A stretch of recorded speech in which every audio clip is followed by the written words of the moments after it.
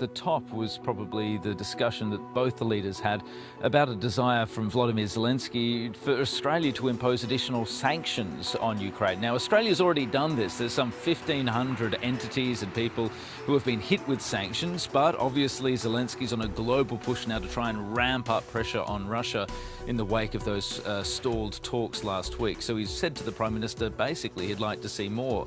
A couple of other things, the Abrams tanks. People might remember the government promised these old tanks to Ukraine to help it push back Russia. That happened last year, but they haven't yet left Australia, at least as of last month, to get there. Now, today the Prime Minister said those tanks are now, quote, on their way, but he didn't go into any detail about what that meant, citing operational security.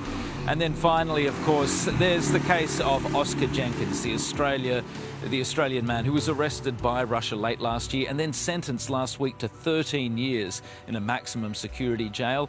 The Prime Minister suggested after his meeting with Volodymyr Zelensky that perhaps Ukraine was willing to help out, potentially, he suggested, by requesting a prisoner swap as part of a broader swap of Ukrainian and Russian prisoners. But details, again, are not clear at this stage. More broadly, James, the Prime Minister says it's imperative for Australia to do everything possible to ramp up pressure on Russia.